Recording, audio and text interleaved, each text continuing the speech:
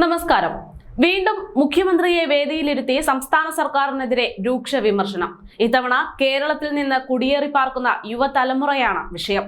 വിദ്യാർത്ഥികൾക്ക് യാതൊരു വിശ്വാസവും ഇവിടുത്തെ സർക്കാരിന്മേൽ ഇല്ല എന്നും വിദ്യാർത്ഥികൾ കേരളം വിടാനുള്ള പ്രധാന കാരണം അതാണെന്നുമാണ് വിമർശനം. ബിഷപ്പ് മാർ ജോസഫ് പെരുന്തോട്ടമാണ് ഇത്തവണ മുഖ്യമന്ത്രി പിണറായി വിജയനെ വേദിയിലിരുത്തി രൂക്ഷ വിമർശനം നടത്തിയത്. ഇവിടെ ജീവിതം വിജയിക്കില്ലെന്ന തോന്നലുകൊണ്ടാണ് യുവാക്കൾ വിദേശ രാജ്യങ്ങളിലേക്ക് കുടിയേറി പാർക്കുന്നത്. മികച്ച ജീവിത നിലവാരം ഉറപ്പുവരുത്തുകയാണെങ്കിൽ ഇവിടെ കഴിവിനും വിദ്യാഭ്യാസത്തിനും അനുസരിച്ചുള്ള മികച്ച ജോലികൾ കൂടെ ലഭിക്കണം. യുവാക്കൾ വിദേശത്തേക്ക് കുടിയേറുന്നത് തടയാൻ ഭരണാധികാരികൾക്ക് കഴിയണമെന്നും മുഖ്യമന്ത്രി വേദിയിലിരിക്കെ അദ്ദേഹം ചൂണ്ടിക്കാട്ടി. സീറോ മലബാർ സഭയുടെ major archbishop Mar Raphael നൽകിയിട്ടുള്ള സ്വീകരണ ചടങ്ങിൽ സംസാരിക്കവെയായിരുന്നു അദ്ദേഹം സർക്കാരിനെതിരെ ഈ രൂക്ഷ വിമർശനം ഉയർത്തിയത്. എന്നാൽ ഈ അവസ്ഥയല്ല കേരളത്തിൽ നിന്നും എല്ലാ വിഷയങ്ങളും മാറിക്കൊണ്ടിരിക്കുകയാണ് എന്നും പിണറായി വിജയൻ മറുപടിയായി പറഞ്ഞു. രാജ്യത്തിന് പുറത്തേക്ക് യുവാക്കൾ പോകുന്നു എന്നത് ഒരു പ്രതിഭാസമാണ്. പണ്ടത്തെ പോലെ അവരെ പിടിച്ചു നിർത്താൻ സാധിക്കില്ലെന്നതാണ് പിണറായി വിജയന്റെ തൊടുന്യായം. എന്ത് പഠിക്കണം, എവിടെ പഠിക്കണം എന്ന ബോധ്യം ഇന്നത്തെ യുവതലമുറയ്ക്കുണ്ടെന്നും ഉന്നത വിദ്യാഭ്യാസ മേഖലയെ ശക്തിപ്പെടുത്തുന്നതിനുള്ള നടപടികൾ സർക്കാർ സ്വീകരിച്ചു വരികയാണെന്നും മുഖ്യമന്ത്രി പറഞ്ഞു.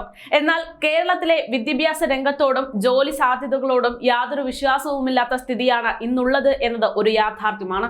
കാരണം മറ്റു രാജ്യങ്ങളിലെല്ലാം ഒരു വലിയ തുക സ്കോളർഷിപ്പായി പോലും നൽകുമ്പോൾ കേരളത്തിലെ വിദ്യാർത്ഥികൾക്ക് സർക്കാർ നൽകുന്നത് വെറും തുച്ഛമായ തുകയാണ്. ആ നൽകുന്ന തുച്ഛമായ തുക പോലും കൃത്യമായി നൽകാൻ കഴിയാത്ത സർക്കാരാണ് കേരളത്തിലേത്. സംസ്ഥാനത്ത് ഹയർ സെക്കൻഡറി വിദ്യാർത്ഥികൾക്കുള്ള സ്കോളർഷിപ്പ് വിതരണം നിലച്ചിട്ട് കാലങ്ങളായി. സാമ്പത്തിക പ്രതിസന്ധി കാരണമാണ് ബജറ്റിൽ വകയിരുത്തിയിരുന്ന 7.90 കോടി തടഞ്ഞു വെച്ചിരിക്കുന്നത്. ബജറ്റിൽ പറഞ്ഞ തുകയുടെ 1 രൂപ പോലും വിദ്യാർത്ഥികളിലേക്ക് എത്തിയിട്ടില്ല എന്നത് പ്ലാനിംഗ് ബോർഡ് രേഖകളിൽ നിന്ന് വ്യക്തമാകുന്നതാണ്. 5000 രൂപ ഒരു കുട്ടിക്ക് സ്കോളർഷിപ്പായി ഒരു വർഷം ലഭിക്കേണ്ടതുണ്ട്. അതുപോലും നൽകാൻ സാധിക്കാത്ത സർക്കാരാണ് കേരളത്തിൽ ഇന്നുള്ളത്. ഗവൺമെന്റ് എയ്ഡഡ് സ്കൂളിലെ പാവപ്പെട്ട വിദ്യാർത്ഥികൾക്ക് ലഭിക്കേണ്ട സ്കോളർഷിപ്പ് പോലും തടഞ്ഞു വെച്ചിരിക്കുകയാണ് സർക്കാർ. വകുപ്പ് മന്ത്രി വി ശിവൻകുട്ടിയാണെങ്കിൽ ഇതൊന്നും അറിഞ്ഞിട്ടില്ല എന്നതാണ് മറ്റൊരു വാസ്തവം. സാമ്പത്തിക വർഷം അവസാനിക്കാൻ 2 മാസം മാത്രം അവശേഷിക്കുമ്പോൾ സ്കോളർഷിപ്പ് തുക നഷ്ടപ്പെടുമോ എന്ന ആശങ്കയിലാണ് ഇന്ന് വിദ്യാർത്ഥികൾ.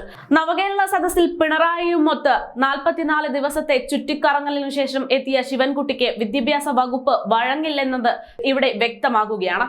2023-24 ബജറ്റിലെ ഹയർ സെക്കൻഡറി സ്കോളർഷിപ്പിനെ കുറിച്ച് പറഞ്ഞിരിക്കുന്നത് ഇങ്ങനെയാണ്. അതായത് ഹയർ സെക്കൻഡറി തലത്തിൽ വിദ്യാഭ്യാസ നിലവാരം ഉയർത്തുന്നതിനായി BPL വിഭാഗത്തിൽപ്പെട്ട കുട്ടികൾക്ക് സ്കോളർഷിപ്പ് നൽകുന്നതിനാണ് ഈ പദ്ധതി എന്ന്. പ്രതിവർഷം ഒരു വിദ്യാർത്ഥിക്ക് 5000 രൂപ സ്കോളർഷിപ്പ് നൽകുന്നതാണ് ഈ പദ്ധതി എന്ന് സർക്കാർ പറയുന്നു. നിർധനനായ വിദ്യാർത്ഥികൾക്ക്, പഠിക്കാൻ സമർത്ഥമായ വിദ്യാർത്ഥികൾക്ക്, ഇങ്ങനെയുള്ള വിദ്യാർത്ഥികൾക്കെല്ലാം ഈ പദ്ധതി പ്രയോജനപ്പെടുമെന്നാണ് സർക്കാരിന്റെ വാദം. ഗവൺമെന്റ് എയ്ഡഡ് സ്കൂളിലെ വിദ്യാർത്ഥികൾക്കായി സ്കോളർഷിപ്പ് പരിമിതപ്പെടുത്തുകയും ചെയ്തു. 7.90 കോടി വകയിരുത്തുകയും ചെയ്തു. എന്നിട്ട് ഇതൊന്നും കൃത്യമായി നൽകാൻ സാധിക്കാത്ത സർക്കാരാണ് കേരളത്തിലെ വിദ്യാഭ്യാസം മെച്ചപ്പെട്ടതാണെന്നും ഇവിടെയുള്ള വിദ്യാർത്ഥികൾ അവരുടെ ഇഷ്ടത്തിനാണ് ഇവിടെ നിന്ന് പോകുന്നതെന്നും പറയുന്നത്.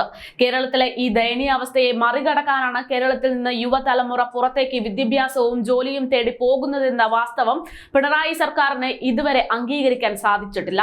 അത് എടുത്തു പറയുമ്പോൾ അതിനെ വിമർശിക്കാനാണ് അപ്പോഴും മുഖ്യമന്ത്രി മുതിരുന്നത്.